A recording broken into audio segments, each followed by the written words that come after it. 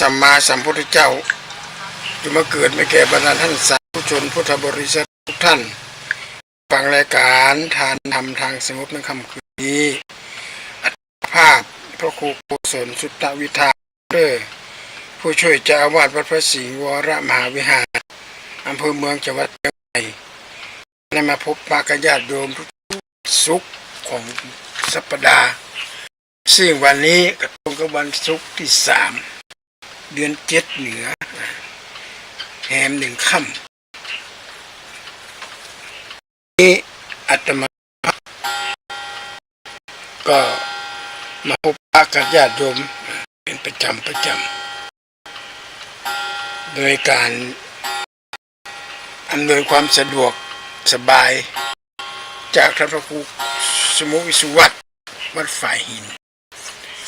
ที่จัดสรรให้พระสงฆ์มาออกอากาศทุกวันญาติโยมสาธุชนทั้งหลายฤดูนี้เป็นฤดูไก่ฮ้อนถึง40 องศา2 วันซึ่งยังบัดนั้นมาถึงเวลาที่นะปกตินี่ปลายน้านี่ยังมีอากาศแต่ว่าตัวเนี้ยนะตอนเริ่มมีปรากฏการณ์ความร้อนนอกจากความร้อนแล้วก็จะมีค่าผลเท่าว่าค่า PM ค่า PM ของอากาศเป็นภาพเป็นค่าที่มันเนิ่นนานละเมาเนี่ยถึงเป็นสิ่งเหล่านี้นะที่เราเคยพบเจอกันว่าค่า PM เนี่ยค่า PM เนี่ยคือ P ย่อมาจาก Parietal Rate Parietal Rate คือหมายถึงว่าค่าของอากาศคือค่ามาตรฐานของขี้ฝุ่นน่ะมันหนักค่าฝุ่นมันหนักเพราะว่าค่า PM ก็พาร์ติคอเลสมาMนี่ก็มาที่มาสเตอร์เลสคือค่าคือที่มันเกิดขึ้นในระยะที่มันเป็นเพราะว่าเป็นมิลลิกรัมเป็นต่อกรัมซึ่งอาตมาภาพอัตรานี่ก็ รู้สึกว่าค่าของ PM นี่ค่อนข้างสูงดูเหมือนกันอัดอยู่หน้าห้องญาติโยมก็คอกแคกเพราะฉะนั้นสิ่งสำคัญมากที่สุดที่เราจะต้องระมัดระวังก็คือว่าออกบ้านไปไหนมาไหนเนี่ยก็ใส่หน้ากากคนบอกว่าหน้ากากมันป้องกันขี้ฝุ่นได้เหมาะเป็นระดับไม่ได้เต็ม100%เต็ม100%เพราะฉะนั้นก็จะเกิดขึ้นเมื่อละนะมันนี่ได้ข่าวล่าสุดจะมีฝุ่นฟ้าคะนองเป็นห้องฝุ่นทุกปีอาจจะเกิดลมปัดได้เนี่ยโอกาสที่จะทำให้อากาศมันดีขึ้นได้สบายใจหน่อยโยมสาธุชนทั้งหลายไอ้ที่มันเกิดขึ้นในพุทธศาสนาเนี่ยมันจึงมีภัยภายในและภายนอกที่พระพุทธเจ้าบัญญัติไว้ในอธิตปริยสูตรกษัตริย์ทั้งหลายได้ฟัง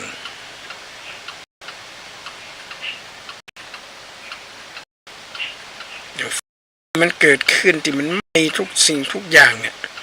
มันก็ไหม้เฉพาะภายนอกไม่เฉพาะภายนอกในจิตใจเป็นแบบไม่เพราะฉะนั้นคนที่อินเดียพวกชดินทั้งหลายเพิ่นก็ยังนับถือไฟเพิ่นถือว่าไฟเนี่ยมันไม่ได้ทุกสิ่งทุกอย่างบ่เว้นคนทุกคนจนคนร่ำคนรวยไม่หมดอย่างขวางหน้าจะไม่หมด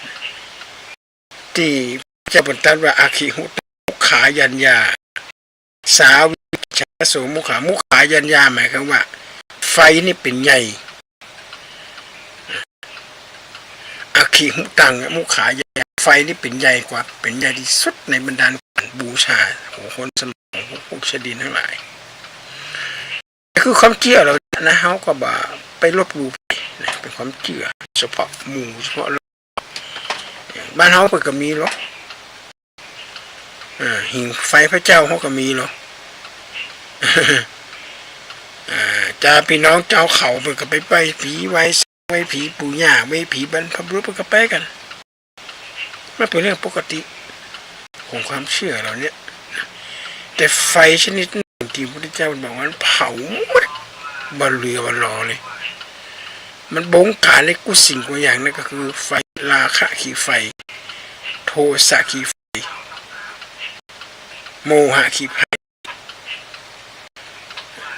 ราคะขี่ไฟคือไฟคือราคะ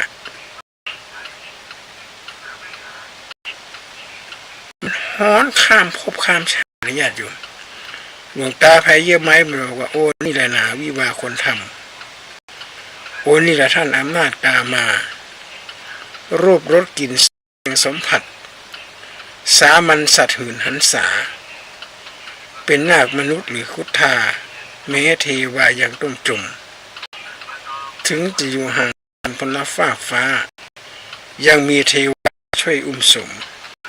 ให้เป็นคู่ชูรุมเพราะเคยสั่งสมไว้ซึ่งเวรกรรม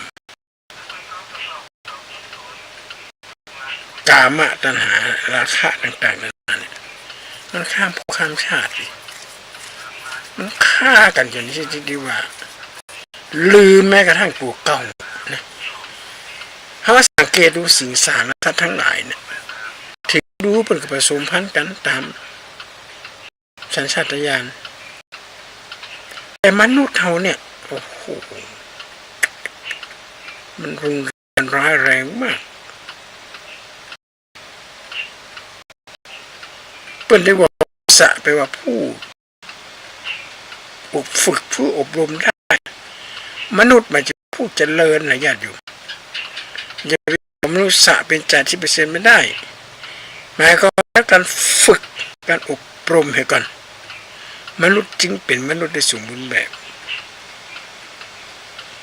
ถ้าบ่ผ่านการอบรมฝึกกันศึกษาเนี่ยมนุษย์ก็ยังเป็นสัตว์วันนี้ครับมีภิกษุผู้ฉลาดเร็วอาหารทูลถามพระพุทธเจ้าว่าอิมัสมิงสาสเนกติธุรานี้พระพุทธเจ้าค่ะธุระในพระพุทธศาสนามีมากน้อยหรือขนาดไหนองค์สมเด็จพ่อ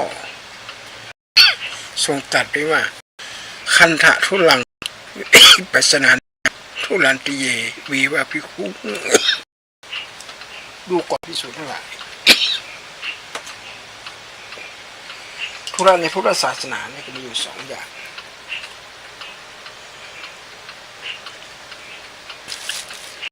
หนึ่งก็เรียกว่าคันธะธุระศึกษาเรื่องศีลสมาธิปัญญา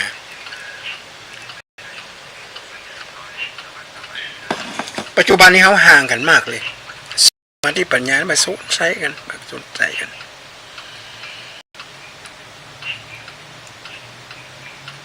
อาตมาภาพเลยไว้ข้างก่อนว่าเขาส่งคนไปเข้าโรงงานเหมือนกับส่งเล็กส่งหินส่งเล็กส่งของแข็งเนี่ยอัปเปอร์เลียมส่งเล็กส่งอัปเปอร์เลียมแปลงมีดแปลงมุ้ยแล้วทางโรงงานมาได้แปลงฟักมาฮือเนี่ยอันนี้แหละเขาส่งลูกส่งหลานไปเรียนหนังสือในบ้านในเมืองต่างบ้านต่างเมืองแต่ไม่ได้ศึกษาเรื่องศีลสมาธิปัญญารอนปีกมาเพลียพ่อป้อหาว่าล้าสมัยมาตันสมัยหัวโบราณนะว่าพ่อว่าแม่ว่าโอ้ยง่าเป็นไดโนเสาร์เหรอถ้าพ่อแม่เป็นไดโนเสาร์ตัวเองง่าเลยไดโนเสาร์เพราะตัวเองเป็นลูกของพ่อของแม่จะไปกล่าวดีได้ไหน แม่นกว่าญาติโยมเพราะฉะนั้นจะต้องศีลสมาธิปัญญาที่เป็นแม่บทของการดำเนินชีวิตยุคนี้สมัยนี้ในสิ่งที่มากที่สุดคือศีลสมาธิปัญญาเทคโนโลยีมันจะก้าวหน้ายิ่งเจริญขนาดไหนคนจะต้องมีศีลมีธรรมจรรยาบรรณไว้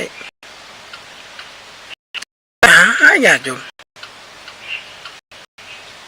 กล่าวหาคนนั่นกล่าวหาคนนี่สารพัดสารเพจุมพิษกว่าหัวกันคนที่รับการกระทบกระเทือนไม่ปรุงแต่งขึ้นมาไหนโมโหอย่างเนี้ยอย่างสองประเทศที่ทำมันกันเนี่ยมันเรื่องอย่างที่ต้องเข็นต้องห้ามกันประเทศใกล้เคียงเขาก็เหมือนกันได้ผู้นำที่ง่ายๆว่าจิตใจต่ำซ้ำมากเลยประเทศที่เท่ากับประเทศไทยเนี่ยไปจี้ไปปล้นเอาตำแหน่งของเพื่อนมานายกรัฐมนตรีคนนี้อดีตแล้วตอนนี้ลูกบ้าว่าเป็นท่านนายกรัฐมนตรีตะกอนเจ้าศรีหนุเนี่ยเป็นเลือกตั้งเนี่ยแล้วเจ้าศรีหนุได้หัดเลือกตั้งไอ้หมอเนี่ยขึ้นมาเป็นขึ้นมากับมากบฏเป็นห้องปฏิวัติพระมหากษัตริย์ของประเทศนี้กลายเป็นสัญลักษณ์อันน่ะบ่มีอบาทไรอบาทสักอย่างเลยคนไทยเขาเนี่ยเขารบนับถือเจ้าฟ้าเจ้าแผ่นดินเด็ดขาดเลยสถาบันนี้เป็นตีศูนย์รวมจิตใจของพี่น้องประชาชนชาวไทยทุกหมู่อย่างตะวาเนี่ยเป็นวันที่2เป็นวันคล้ายวันพระราชสมภพของสมเด็จพระกนิษฐาธิราชเจ้าสมเด็จพระสุประเทศพระรัตนสุดาสยามบรมราชกุมารีพระสงฆ์นี่ก่อนได้ทุกหมู่เหล่าสวดมนต์ถวายพระพรให้พระองค์ท่านและพระองค์ท่านก็บ่เคยสร้างความเบียดบังของคนไทยเสด็จพระราชดำเนินไปที่ไหนนี่ทรงแย้มพระสวงต่างบ่เคยบ่นบ่เคยท้อแท้พระองค์เสด็จทุกคนทุกแห่งไม่ว่าสถานที่นั้นยากกันดารได้กระจายอาตมาภาพเป็นอาจารย์สอนอยู่เรียนตาบอดสอนศีลธรรมเมื่อละอ่อนปุ่นจะมีการเปิดอาคารหลังนี้กับพระองค์ทรงพระราชทานทุนทรัพย์ส่วนพระองค์นะและจะขอตั้งเป็นที่พระองค์มันต้องตั้งละมันมีไม่เยอะละอาคารสินทรน่ะอาคารจื่ออาคารอื่นและพระองค์เปื่อนบอกว่าจะเสด็จแต่ญาติโยมตอนเจ้าได้ข่าวว่าพระองค์สำนักพระราชวังประกาศตอนกลางคืนละว่าพระองค์ทรงประชวรแต่ครูบาอาจารย์ก็คงจะคิดว่ามาละคงไปเสด็จแต่ก็ยัง50-50อยู่เพราะว่าทางเจ้าหน้าที่บอกว่าอย่าเพิ่งจะไปแคนเซิลอย่างเดียวเพราะว่าทางปุ้นมาได้แจ้งมาว่าเสด็จหรือบ่เสด็จเนี่ยตอนเจ้าหันเปิดเสด็จที่จังหวัดนครปฐมทรงดนตรีกับนักศึกษาไม่ใช่จะเป็นนายร้อยตำรวจสักอย่างโอ้ตอนบ้านเสด็จที่สันทราย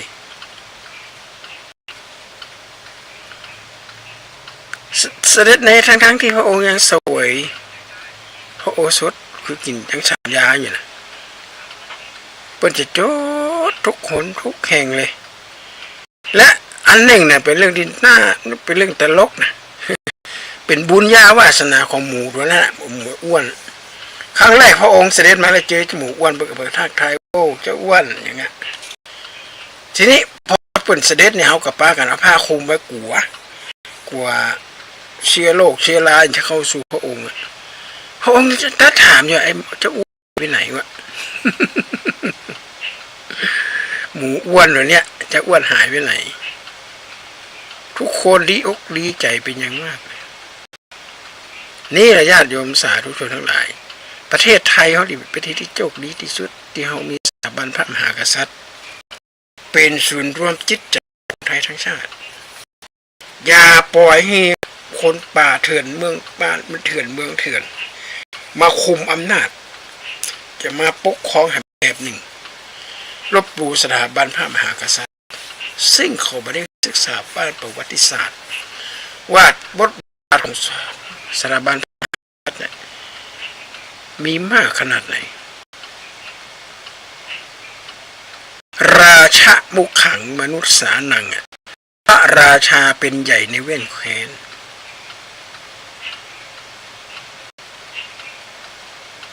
แต่เขาก็ไม่เคยสนใจกันหมู่ใหม่ๆนี่นะแต่หมู่เก่าๆเนี่ยเปิดเขาลบนับถือเขาพอสังเกตดูคนดีว่าเจ้าฟ้าเจ้าดินเอาเลือดอันเนื้อเอาชีวิตคนแรกต่อสู้เพื่อจะได้มาซึ่งผืนแผ่นดินที่เขาอยู่เนี่ยเขาบอกเกิดต้องเป็นเมืองขึ้นของไผ่บอกเกิดต้องเป็นเมืองล่างของไผ่เขาจึงอยู่ได้อย่างสุขสบายวันนี้เขามีพระพุทธศาสนาเป็นขุมพลังตะกี้อุทิศเนี่ยเกก็ว่าคัดธุระศึกษากับการกินการอยู่ของชาวบ้านญาติโยมจะเป็นกินยังไงเป็นอยู่ยังไงเนี่ยพระสงฆ์ต้องหูด้วยมันจะไม่ใช่กิจของสงฆ์ไม่ใช่พระต้องหูและนำเอาสิ่งหาเนี่ยมาอบชาวบ้านปัญหาตอนนี้มันเกิดอย่างขึ้นมาเขาจะแย่อยู่แล้วเขาจะมีวิธีแก้ไขอย่างไรไม่ต้องอยู่เคียงข้างชาวบ้านจะมีพระหลายรูปหลายองค์ที่เป็นเขาว่าเป็นมีอุดมการณ์มีความสามารถในการสร้างหั่นสร้างนี่สร้างสถานที่พักอาศัยสอนหนังสือหนังหาความรู้สอนเกี่ยวกับวิปัสสนาอะไรต่างๆเหล่านี้วิธีเปลี่ยนบทบาทของพระสงฆ์ที่จะต้องเข้าไปละสะสางนี่คันธทุระส่วนวิปัสสนาธุระนี่ศึกษาเรื่องกายเวทนาจิตธรรมอันนี้มันตึงหมดเสียงสักเดียวศึกษาเรื่องกายเวทนาจิตธรรมคือหูจักร่างกายเขาก่อนเนี่ยปีใหม่เมืองที่จะเข้ามาถึงเนี่ยปีใหม่เมืองที่จะเข้ามาถึงเนี่ยวันสังขารล่องเนี่ยมันล่องอย่างใดนะบางคนให้มาเข้าใจเนี่ยนี่เป็นเจ้าวิทยาของคนสมัยโบราณมีความเชื่อเอานิทานสมปุ่มป่วยกันไปให้เกิดโลกเกิดชาติคือคนหูสังขารจะกายร่างกายของคนเฮาเนี่ยมันเป็นของสกปรกของเน่าเหม็นของบูดของเน่าเป็นห้องว่าบุคละและบุคคลบุคละคละธาตุแปลว่าพวกคืนแล้วสิ่งของเน่าญาติอยู่ในร่างกายของเขามันเหม็นมันสิ่งกุศลออกเป็นก้อนก็เหม็นออกมาเป็นลมเหม็นออกมาเป็นน้ำก็เหม็นเหม็นกูอย่างแล้วของบูของเขากินเข้าไปเขากินของบูของเขาเข้าไปปุ๊บเนี่ยก็หมายความว่า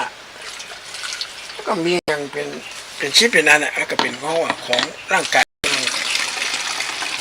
ห่อหุ้มไปด้วยของบูดของเน่าหรือบอกว่าพาราหาเวปัญจขันธาขันธ์ทั้งห้าเป็นของหนักขันธ์ทั้งห้านี่เป็นของนักเป็นของเบานักอย่างไรล่ะก็ลองแบบอาบน้ำวัน2 วันกะลองแบบล้างหน้าแบบแปรงฟันแบบอย่างใครจะเข้าใกล้ได้ครับต้องเปลี่ยนนางงามจักรวาลก็ถึงเหม็นกินตัวคนเฮาเลยมีมัดถ้าหูจักกายเฮาเนี่ยเฮาจะเข้าถึงหลักธรรมอันแท้จริงสัจธรรมมีนักแสดงเป็นดาราหนังเนี่ยที่เป็นไปฤาษีไปบวชเป็นภิกษุที่ประเทศพม่าเป็นงามหน้าตาเป็น หน้าตาเป็นพองใสขนาดนั้นแต่เป็นบอกว่าที่เห็นมันคือมายาเป็นว่าเป็นมายาไม่ใช่ของแท้มันจะของแท้เพราะว่ามันจะของเฮาถ้าเป็นของเฮาเนี่ยมันก็ต้องอยู่กับเฮาแล้วเฮาบ่าแก่ไม่เสื่อมสายเสื่อมไปถึงวันเสื่อมอย่างเดียวบอกว่าบูดเน่าเหม็นของบูดของเน่าของเหม็นทั้งนั้นในร่างกายแล้วเอากันไปยึดมันถือโอ้เข็นฆ่ากันทำให้เกิดปัญหายิ่งใหญ่ ญาติโยมปัญหานักที่สุดเลยปัญหาในเราเนี่ยบ่หูจักกายเวทนาความรู้สึกร้อนหนาวหนาวร้อนหนาวอย่างต่างๆนานาเนี่ยถ้าเรายึดกับสิ่งเหล่านี้มันจะตุกติกอ่ะเป็นตัวประกันยึดมั่นถือมั่นมากเกินไปยิ่งไปยึดถือยิ่งปรุงแต่งรูปเวทนาสัญญาความจำอย่างเป็นบอกว่าไม่มีอดีตไม่มีอนาคตให้มีแต่ปัจจุบันในนะของอภิธรรมนึกถึงปัจจุบันมันคือดีอดีตผ่านไปก็แล้วผ่านไปเลยเหมือนเงาใต้น้ำไม่สามารถที่จะกลับคืนมาได้เป็นจะบอกว่าอดีตมันเงาใต้น้ำเขาก็ปากันไปยึดถือมันปากันไปลุ่มไปหลงกับอดีต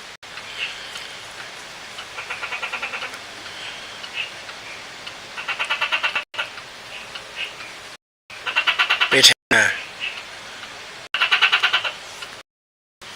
กายเวทนาความรู้สึกจิตที่สำคัญมากกายเวทนาจิตธรรมเนี่ย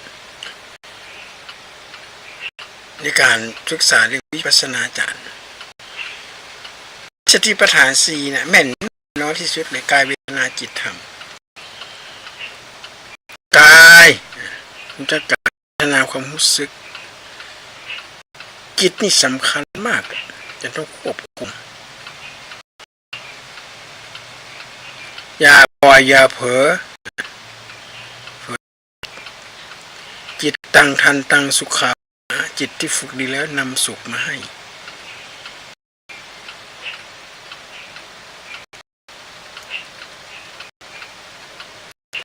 โยมสาธุชนทั้งหลายการศึกษาหลักธรรมในทางพุทธศาสนาเนี่ยส่วนหนึ่งเราศึกษาเพื่อเข้าใจปัญหาที่มันเกิดขึ้นในยุคปัจจุบันจะแก้ไขอย่างใดจะปรับปรุงอย่างใด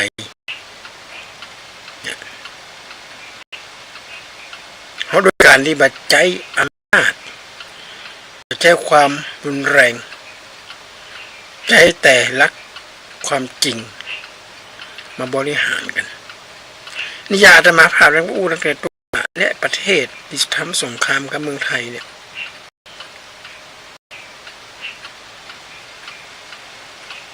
มันออกสมองส่วนไหนมาเกิดกำก็จะยิงสองกำก็จะยิงเบิดเท่งมาตามเท่าโค้นจะน้อยๆให้มันก็ใส่เกือบปั๊มน้ำมันระยะดูปั๊มน้ำมันเนี่ย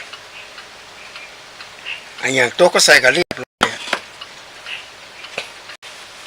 แต่ชนกลุ่มนี้หัวบอกกลัวกำใส่เข้าไปตุ่มต่ำทหารเล็กทหารน้อยทหารเกณฑ์ตายกันโอ้ยดูปล่อยพ่อแม่เท่าอุตส่าห์เลี้ยงลูกมาเป็นรับสายชาติก็ต้องมาตายด้วยน้ำมือของคนที่มีโทสะความโกรธถ้ามองกันถึงแต่ในประเทศไทยเราเคยกับเขาเนี่ยสมัยก่อนอพยพตัวก่อนโอ้โหญาติโยมประเทศที่มีอย่างซ่าอย่างหนีมาเป็นหมื่นเป็นแสนแล้วเลี้ยงเขาน่ะวันหนึ่งกี่กระสอบไม่ใช่กินกับข้าวอย่างเดียวต้องมีกับแก้มด้วยลูก วันคิดแสนกี่ล้านเขาเลี้ยงเขาเนี่ยจิตใต้สำนึกหายไปอันนี้แหละญาติโยมมีลูกสอนลูกมีหลานสอนหลานเฮาผลิตคนขึ้นมาเนี่ยสิ่งหนึ่งที่โปรจะต้องทำให้ฉันชัดที่สุดคือเป็นภาคประโยชน์ลูกเลยหันจริงก็คือจริงเทศก็คือเทศมาเจ็บไปทุกไปไล่กันละออนสมัยนี้เนี่ยมันหูตันโปรแกรม AI กา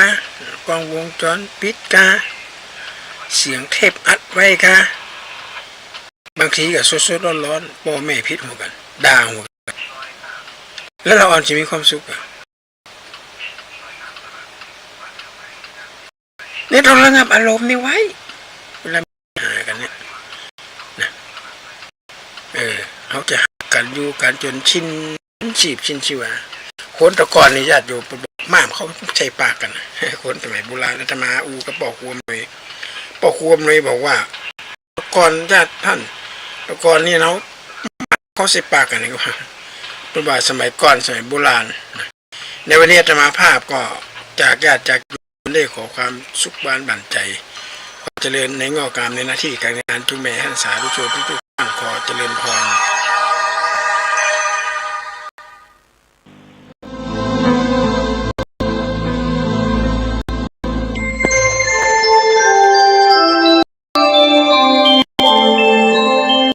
นี้ท่านกำลังฟังสถานีวิทยุกระจายเสียง FM 105 เมกะเฮิรตซ์